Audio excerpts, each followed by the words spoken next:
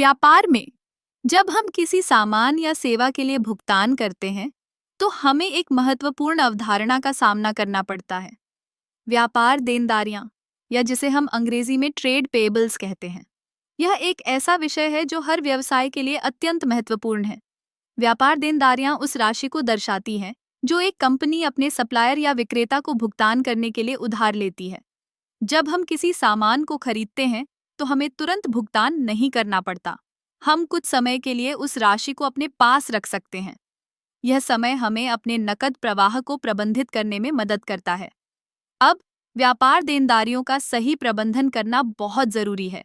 अगर हम अपने सप्लायर को समय पर भुगतान नहीं करते, तो यह हमारे व्यापार की साख को प्रभावित कर सकता है। इसके अलावा इससे हमें भविष्य में और अधिक कठिनाइयों का सामना करना पड़ सकता है।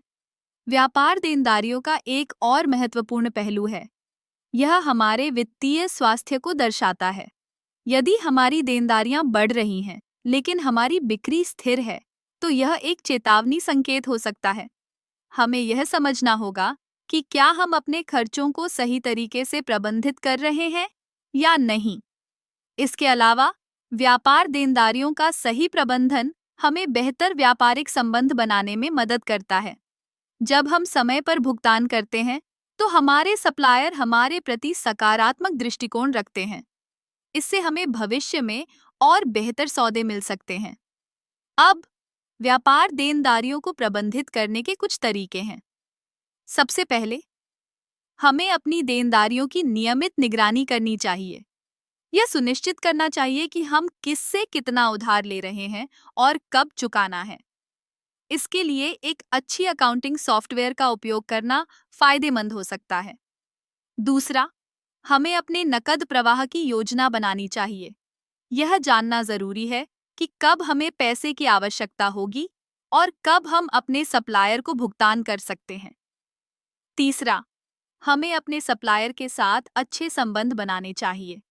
अगर हम उन्हें समय पर भुगतान करते हैं, तो वे हमें बेहतर शर्तें और छूट दे सकते हैं। अंत में, व्यापार देनदारियां केवल एक वित्तीय संख्या नहीं है। यह हमारे व्यापार की स्थिरता और विकास का एक महत्वपूर्ण हिस्सा है। सही प्रबंधन से हम अपने व्यवसाय को सफल बना सकते हैं और अपने सप्लायर के साथ मजबूत संबंध स्थापित कर सकते हैं।